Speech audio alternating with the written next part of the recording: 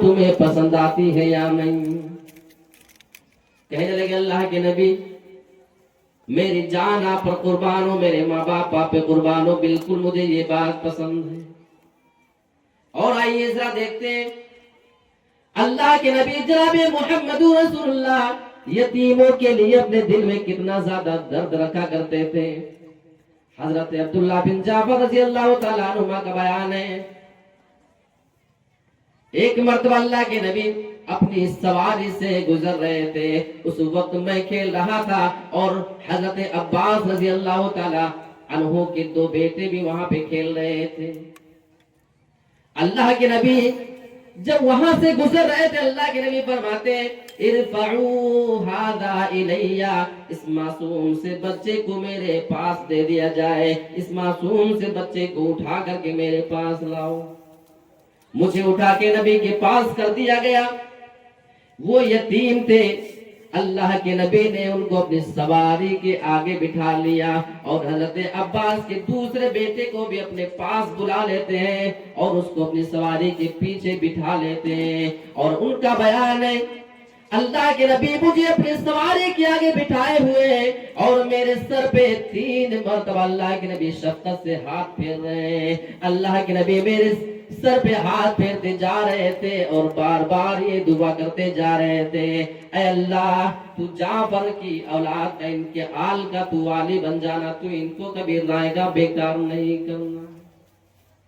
یتیم وہ طبقہ ہے جس کے بارے میں اللہ کے نبی صلی اللہ علیہ وسلم خصوصی طور پہ اللہ رب العالمین سے دعائیں کیا کرتے تھے۔ یتیموں کا ہونا کسی بھی سماج اور معاشرے کے لیے فائدہ مند بھی ہے، فائدے سے خالی نہیں ہے۔ آپ سوچتے ہوں گے کہ یتیم کا ہونا ہمارے سماج کے لیے کیا فائدہ مند ہے؟ کسی باپ کا انتقال کر گیا، اس کے اوپر تو مصیبتوں کے پہاڑ ٹوٹ پڑے ہیں، اب اس یتیم کے ہونے کا ہمارا کیا فائدہ ہونے والا ہے؟ آئیے ایک حدیث دیکھ لیتے ہیں۔ ایک آدمی اللہ کے نبی جناب محمد رسول اللہ کے پاس آتا ہے، اس آدمی نے اپنے دل کی سختی کے بارے میں شکایت کر دیا، اے اللہ کے نبی میں اپنے دل میں بڑی سختیاں پا رہا ہوں، میں اپنے دل کو اگر نرم کرنا چاہتا ہوں تو مجھے کیا کرنا پڑے گا؟ اللہ کے نبی کا جواب سنو، ان اردت ان یلین قلبک، اگر تو یہ چاہتا ہے کہ تیرا دل نرم ہو جائے، اگر تو اپنے دل کی نرمی چاہتا ہے، فطعم المسکین، تو مسکین کو کھانا کھلایا کرو، وامسح راس الیتیم، اور تو یتیم کے سر پہ اپنا ہاتھ پھیر دیا کر، شفقت کا تو ہاتھ پھیرا کرو۔ اگر کوئی اپنے دل میں نرمی پیدا کرنا چاہتا ہے تو اسے یتیموں سے لگاؤ رکھنا پڑے گا، یتیموں سے لگاؤ اسے انتہائی درجہ بڑھانا پڑے گا۔ اگر وہ چاہتا ہے کہ میرے دل میں یتیموں کے لیے درد پیدا ہو جائے، اگر وہ اپنے دل میں نرمی پیدا کرنا چاہتا ہے تو اسے یہ کام کرنا پڑے گا۔ اب آئیے ایک بڑی پیاری سورت میں سے کچھ آیتیں لیتے ہیں۔ اللہ آپ جانتے ہو کہ دین کا انکار کرنے والا کون ہے؟ بہت سارے مسلمان ہیں جو انجانے طور پر دین کا انکار کیے جا رہے ہیں، انہیں خبر نہیں ہے، لیکن قرآن مجید کی آیت انہیں آگاہ کر رہی ہے۔ اَرَأَيْتَ الَّذِي يُكَذِّبُ بِالدِّينِ، اے میرے پیارے نبی کیا تو نے اس شخص کو دیکھا ہے جو دین کو جھٹلاتا ہے، جو دین کا انکار کیا کرتا ہے؟ فَذَلِكَ الَّذِي يَدُعُّ الْيَتِيمَ، یہی وہ آدمی ہے جو یتیموں کو دھتکارا کرتا ہے، جو یتیموں کو پریشان کیا کرتا ہے، ان کے ساتھ اس نے سلوک نہیں کیا کرتا، ان کو کھانا نہیں کھلایا کرتا ہے، وہ یتیموں کو دھتکارا کرتا ہے۔ وَلَا يَحُضُّ عَلَىٰ طَعَامِ الْمِسْكِينِ، اور وہ مسکین کو کھانا کھلانے پہ ابھارتا بھی نہیں۔ یہ لوگ ایسے جو یتیموں کا اگر حق ان کے اوپر بنے ان کو دھتکار کر کے بگائیں، اور وہ مسکین کو اگر کھانا کھلانے پہ نہ ابھارے، تو یہی وہ لوگ ہیں جو دین کا انکار کرنے والے لوگ ہیں۔ اس آیت کریمہ کے شان نزول کے بارے میں مختلف اقوال ملتے ہیں۔ بعض نے کہا کہ یہ عاص بن وائل کے بارے میں نازل ہوتی ہے، کافر آدمی، بعض مفسرین کا بیان ہے کہ یہ ابو سفیان بن حرب کے بارے میں نازل ہوئی. بہت بڑے مالدار تھے، ہفتہ میں 2 دن اونٹ کاٹا کرتے تھے، خود کھاتے، اپنے لوگوں کو کھلاتے تھے. ایک مرتبہ ایک یتیم ان کے پاس آتا ہے، کسی چیز کا سوال کرتا ہے، اپنی یتیمی کی شکایت کرتا ہے، ان کے پاس ہیلپ چاہ رہا ہے، ان کے پاس آ کر کے مدد چاہ رہا ہے، لیکن اس کو ڈنڈے سے ڈانٹ کر کے ڈپٹ کر کے اس کو واپس بھگا دیا. اس وقت یہ آیت کریمہ نازل ہوتی ہے. اور یہ بھی کہا گیا ہے کہ یہ ابو جہل کے بارے میں آیت نازل ہوئی ہے. ابو جہل ایک یتیم بچے کا سرپرست تھا، اس کا ذمہ دار تھا، اس کا مال اسی کے حوالے تھا. مصیبت کے موقع پہ ضرورت کی بنیاد پر وہ یتیم بچہ ابو جہل کے پاس جاتا ہے اور اپنی ضرورت کی چیز کا اس سے مطالبہ کرنے لگتا ہے. ابو جہل اس یتیم اور معصوم بچے کو ڈانٹ کر کے بھگا دیتا ہے، اس کا مال اس کو دینے سے منع کر دیتا ہے. وہاں پہ جو قریش کے بڑے بڑے سردار موجود تھے، انہوں نے مذاق اڑاتے ہوئے اس یتیم اور لاچار بچے کا مذاق اڑایا تھا اور اپنی زبان سے یہ کہا تھا تم محمد کے پاس چلے جاؤ، شاید وہ اس معاملے میں تمہاری مدد کر دے. جاؤ تم ان کو سپورٹر اور اپنا مددگار بنا کر کے لے آؤ. وہ اللہ کے نبی کے پاس معصوم سا بچہ جاتا ہے اور اس میں گاؤں کے ذمہ داروں کے لیے بہت بڑا پیغام دے کر کے جا رہا ہوں. اللہ کے نبی کے سامنے جاتا، اللہ کے نبی ایسا معاملہ ہے، ابو جہل کے پاس میں گیا تھا اپنا مال لینے کے لیے، میرا حق اس کے پاس رکھا ہوا ہے، اس نے مجھے ڈانٹ کر کے بھگا دیا. اے اللہ کے نبی آپ میری مدد کریں. اللہ کے نبی جب معصوم سے یتیم بچے کو دیکھتے ہیں، آپ نے یہ نہیں فرمایا ہے میرے بچے، ابو جہل تو بہت زیادہ طاقت والا ہے، اس کا اثر و رسوخ بہت زیادہ ہے، میں تمہاری مدد نہیں کر سکتا ہوں. بلکہ جب بات یتیم کی ہے تو اللہ کے نبی اس معصوم سے بچے کے کہنے کی وجہ سے چل کر کے ساتھ میں آتے ہیں. آج ہے گاؤں کے لوگوں کو کلیج، ایک معصوم سے بچے کو انصاف دلانے کے لیے یتیم بچے کو اللہ کے نبی اس معصوم سے بچے کو اپنے ساتھ میں لے کر کے آتے ہیں. ابو جہل جب اللہ کے نبی کو دیکھتا ہے تو اچانک سے اس کی کیفیت بدل جاتی ہے، اس کی حالت ذرا بدل جایا کرتی ہے، کھڑے ہو جاتا ہے، مبارکباد پیش کرتا ہے، اہلا و سہلا مرحبا مرحبا، ویلکم، آؤ محمد میں تمہارا استقبال کرتا ہوں. اللہ کے نبی اس سے سوال کرتے ہیں تم نے اس یتیم کا حق کیوں مار رکھا ہے، اس کا تم مال واپس کیوں نہیں دے رہے ہو؟ فوراً اللہ کے نبی کے کہنے کے مطابق اس نے مال واپس کر دیا، جو اس بچے کا مطالبہ تھا وہ ضرورت اس نے پوری کر دیا. بچہ جا چکا ہے. اب قریش کے سردار مذاق اڑا رہے ہیں، آر دلا رہے تھے، غیرت دلا رہے تھے. اے ابو جہل یہ کیا بات ہے، ایسا معلوم ہوتا ہے کہ تم تو مرتد ہو چکے ہو، تم تو محمد کے دین میں داخل ہو چکے ہو، تم اس کا اتنا ریسپیکٹ کیوں کرنے لگے؟ اس کا جواب تھا اے قریش کے سرداروں، اس وقت میں مرتد نہیں ہوا ہوں، یعنی اپنے دین سے نہیں پھرا ہوں. میں اس وقت میرے دل میں ایسی کوئی بات نہیں ہے، بلکہ بات یہ ہے کہ میں نے محمد کے بغل میں کچھ نیزے دیکھے تھے، کچھ ہتھیار مجھے نظر آ رہے تھے اور مجھے یہ ڈر لگ رہا تھا ایسا نہ ہو کہ کہیں محمد مجھے اسی نیزے سے حملہ کر کے مار دے. اللہ کی مدد ہو رہی ہے. اللہ کے نبی ایک معصوم سے یتیم کو سہارا دیتے ہیں اور حق دلانے کے لیے چل کر کے اس کے پاس آتے ہیں. میرے پیارے ساتھیوں، اگر آپ کی جانکاری میں، آپ کے گاؤں میں، آپ کے محلے میں، آپ کے سماج اور معاشرے میں کوئی یتیم ہے، کوئی لاچار ہے، جس کی زمین و جائیداد پہ کوئی بڑا آدمی قبضہ کر رہا ہے. ابو جہل بڑا تھا، مقام میں بڑا تھا، دولت میں بڑا تھا، طاقت میں بڑا تھا، عہدے اور منصب میں بڑا تھا، ساری باتیں اپنی جگہ ٹھیک تھی، لیکن بات کیونکہ یتیم کے خلاف تھی. اللہ کے نبی اس کے پاس آتے ہیں اور دھمکاتے ہیں اور اس کا حق دلا کر کے جاتے ہیں. اس سے نبی کی سیرت سے ہمیں یہ پتا چلتا ہے کہ ہمیں یتیموں کے ساتھ ہر مشکل وقت میں کھڑے رہنے کی ضرورت ہے. اس آیت کریمہ میں بہت باریک نقطہ ہے. اللہ رب العالمین بھی جب قرآن میں بات کرتا ہے نا تو فصاحت ٹپک رہی ہوتی ہے. قرآن کی بلاغت ایسے نہیں ہے کہ پوری عرب دنیا کو چیلنج کر دیا گیا تھا کہ اگر تم قرآن کی ایک زیر و زبر میں غلطی نکال سکتے ہو تو نکال کر کے بتاؤ. آپ کو ایک بات بتاؤں، ہر نبی جس دور میں آتا تھا، نبی کو اللہ رب العالمین کچھ ایسی خصوصیت دیتا تھا اس قوم کے اس وقت کے حساب سے جو اس قوم میں پائی جاتی تھی۔ مثال کے طور پہ حضرت عیسیٰ علیہ السلام کو اٹھائیں۔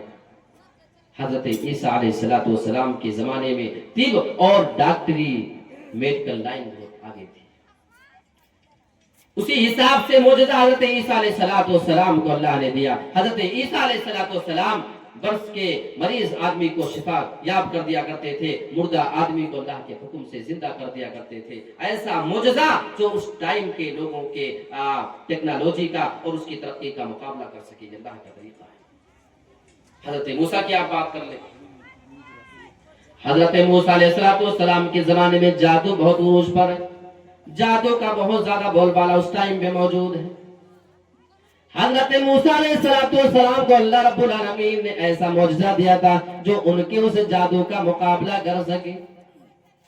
حضرت موسیٰ علیہ السلام اپنی لاٹھی کو زمین پہ پٹکتے سانپ بن جاتا، پانی پہ مارتے تو راستہ بیچ میں بن جایا کرتا تھا۔ یہ ایسا معجزہ تھا جو اس ٹائم کے لوگوں کا مقابلہ کر سکے، جو بات ان کے درمیان پائی جاتی ہے۔ لیکن اللہ کے نبی جس ٹائم عرب کے درمیان تشریف لاتے، عربوں کی زبان دانی بڑی مشہور و معروف تھی، وہ زبان میں اپنے سامنے کسی کو بھی اپنے سامنے ٹکنے نہیں دیا کرتے تھے۔ اپنے آپ کو عرب اور پوری دنیا کو وہ عجم کہا کرتے تھے، پوری دنیا کو گونگا کہا کرتے تھے۔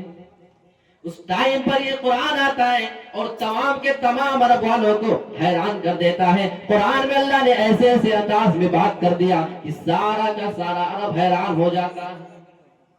اب اس آیت کریمہ کو ہی آپ اٹھا لیں، اللہ فرماتا ہے فَذَلِكَ الَّذِي يَدُعُ الْيَتِيمَ، اے میرے نبی یہ یتیم کو دھتکارتا ہے، یہ یتیم کو دھکا دے کر کے بھگاتا ہے۔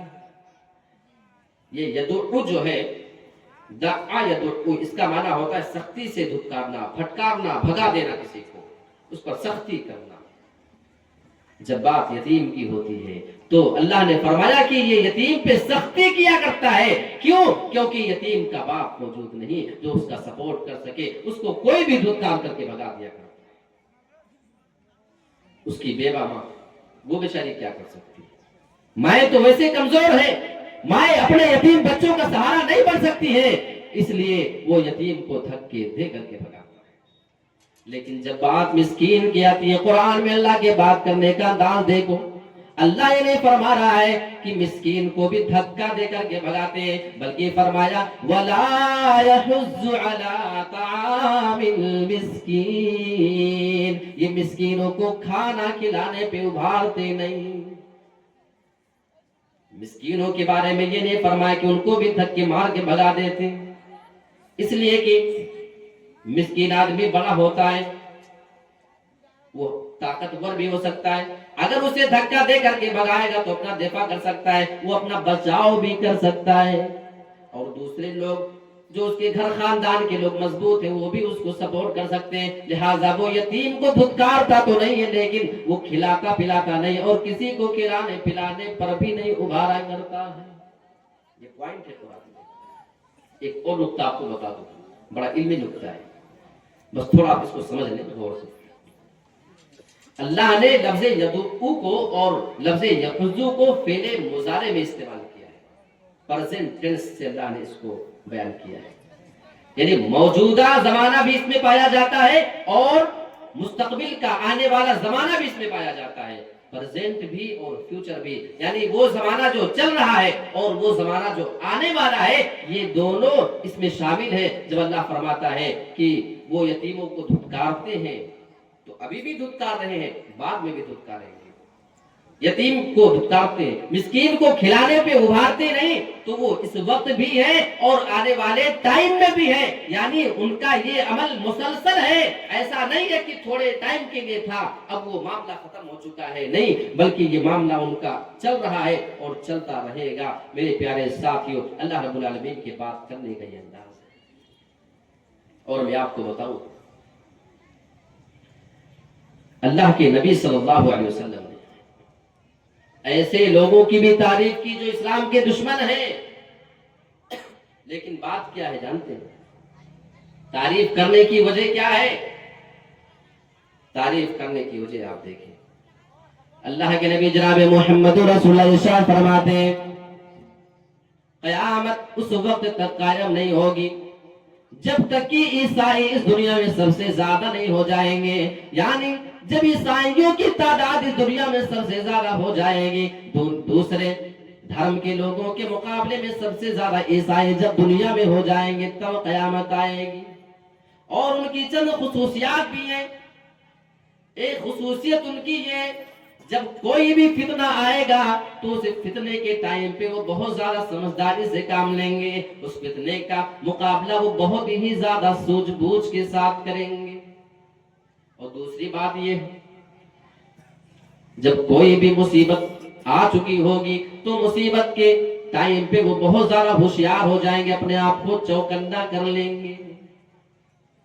اور تیسری بات یہ ہوگی، جب وہ میدان چھوڑ کر کے بھاگ جائیں گے، جب کوئی ان پہ قبضہ کر لے گا، کوئی ان کو مار کر کے بھگا دے گا، اگر وہ میدان چھوڑ کر کے جا چکے ہیں تو میدان چھوڑنے کے بعد وہ بہت جلدی پلٹ کر کے حملہ بھی کر دیں گے۔ یہ عیسائیوں کی خصوصیت ہوگی۔ اور چوتھی سب سے بڑی خصوصیت جو اللہ کے نبی بیان کرنا چاہ رہے ہیں، وہ اپنے سماج کے یتیم، مسکین اور فقیر اور غریب لاچار لوگوں کا سہارا بن جایا کریں گے، ان کو وہ بے سہارا نہیں چھوڑیں گے۔ میرے پیارے ساتھیوں، آئیے آپ ذرا دیکھو، یہ اسلام کے دشمنوں کی بات ہو رہی ہے، یہ ایسے لوگوں کی بات ہو رہی ہے جو ہمارے دین کو برا بھلا کہہ رہے ہیں، لیکن اللہ کے نبی یہاں پہ ان کی اس خصلت کی تعریف کر رہے ہیں۔ اللہ کے نبی ہم مسلمانوں کو یہ پیغام دینا چاہتے ہیں، اگر یہ چیز اسلام کے دشمنوں کے اندر پائی جاتی ہے، اگر ان کی یہ خوبی قیامت کے قریب ہونے والی ہے، وہ یتیموں کا سہارا بن جائیں گے، اپنے سماج کے یتیموں کو دھتکاریں گے نہیں، اپنے سماج کے یتیموں کے اوپر وہ کبھی ظلم نہیں کریں گے، ان کا سہارا بن جائیں گے۔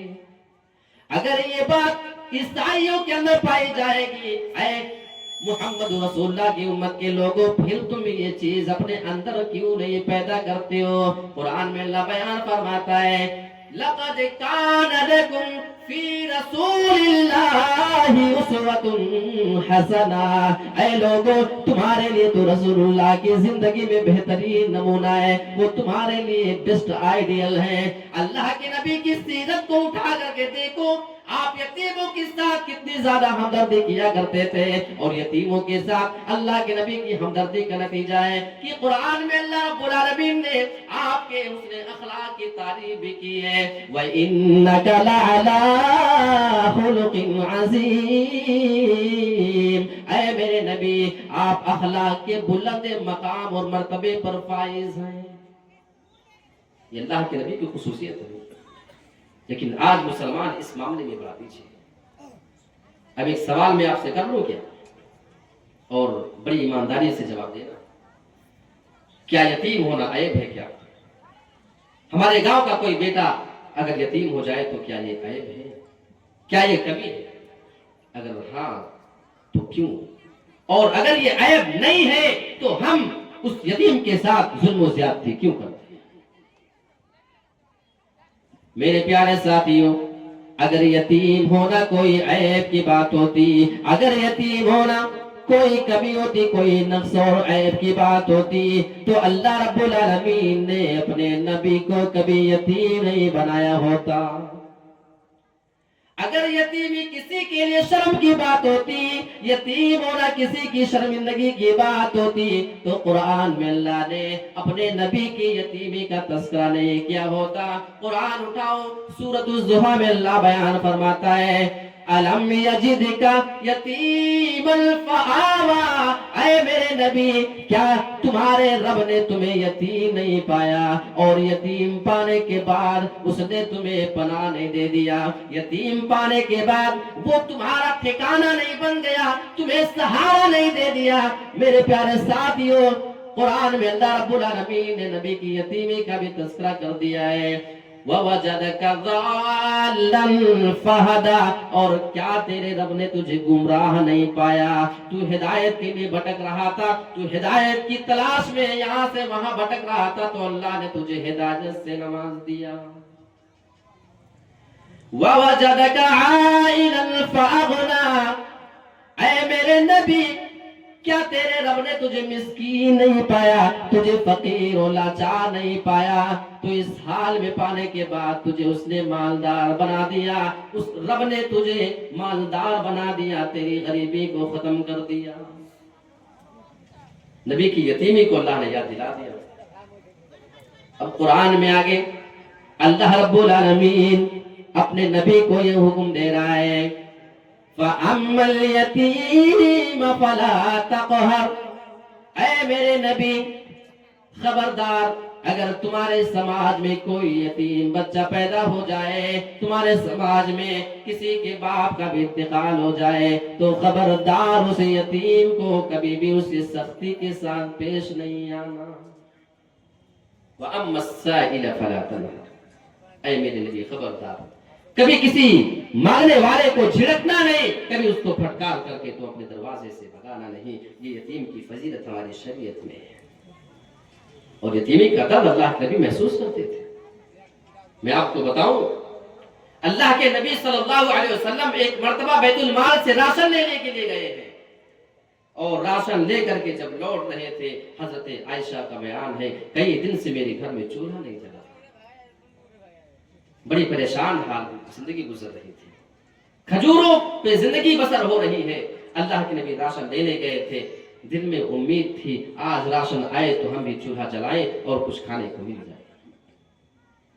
اللہ کے نبی جناب محمد رسول اللہ گھر تشریف لاتے ہیں، حضرت عائشہ نے دیکھا کہ اللہ کے نبی خالی ہاتھ گھر میں آ چکے ہیں، سوال کرتی ہیں، میرے پیارے شوہر کیا بات ہے؟ آپ تو راشن لینے کے لیے گئے تھے، آپ تو خالی ہاتھ آ گئے ہیں، اے اللہ کے نبی راشن کہاں ہے؟ اللہ کے نبی نے فرمایا، اے میری پیاری بیوی، میں راشن لے کر کے آ رہا تھا، راشن مجھے مل گیا تھا، راشن میں لا رہا تھا، راستے میں مجھے دو یتیم بچے مل گئے تھے، ایک نے یتیمی کی شکایت کر دی، کئی دن سے گھر میں ہمارے کھانا نہیں، ایک تھیلا میں نے اس یتیم کو دے دیا، دوسرے نے بھی یتیم ہونے کی شکایت کر ڈالی، میرے گھر میں بھی کھانے کی کوئی چیز نہیں، میں نے دوسرا تھیلا اس یتیم کو دے دیا۔ حضرت عائشہ نے کچھ کہا، اگر آپ ایسے بانٹیں گے تو ہمارا گھر کیسے چلے گا؟ ہم بھی تو ضرورت مند ہے، ہمارے پاس بھی تو کھانے کی کوئی چیز نہیں۔ اللہ کے نبی کا جواب سنیں میری پیاری بیوی عائشہ، تم نہیں سمجھ سکتی ہو کہ یتیمی کا درد کیا ہوتا ہے۔ جب کسی کے باپ کا انتقال ہو جاتا ہے، یتیم لوگوں کا محتاج ہو جایا کرتا ہے، اس کا باپ پہلے اس کی ضرورتوں کو، اس کے شوق کو بھی پوری کیا کرتا تھا۔ جو باپ زندگی میں موجود ہوتا تھا اپنے بیٹوں کے شوق کو بھی پورا کر دیا کرتا تھا، اب اس کے مرنے کے بعد ان کی ضرورتیں بڑی مشکل سے پوری ہو پاتی، اب تو ضرورت بھی پوری نہیں ہوتی۔ ابھی تو تمہارا باپ زندہ ہے، مجھ سے پوچھو، جب میں ماں کے پیٹ میں تھا میرے باپ کا انتقال ہوتا ہے، 6 سال کی عمر ہوتی ہے میری ماں کا انتقال ہو جاتا ہے۔ عائشہ، میں یتیمی کا درد سمجھ رہا ہوں، میں نے ان یتیموں کے حوالے اپنی ضرورت کی چیز، اپنا راشن بھی دے ڈالا ہے۔ اگر کسی کو نبی کی سیرت کا یہ پہلو متاثر نہ کر سکے تو اس کے لیے دوسری حدیث بھی یاد ہے۔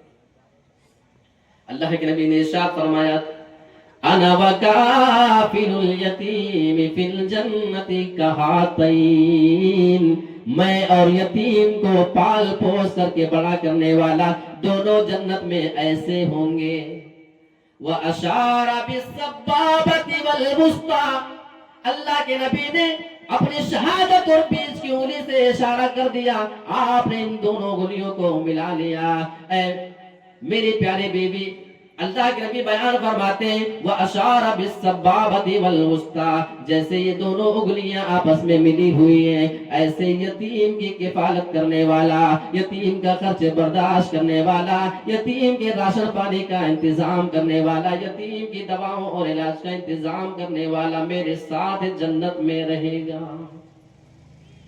آج دنیا میں کسی معمولی سے آدمی کے ساتھ کوئی بندہ 2 منٹ اگر گزار لے، सेल्फी लेता है, फेसबुक पर डालता है, इंस्टाग्राम पर डालता है, ये देखो फला साहब के साथ कीमती लम्हा।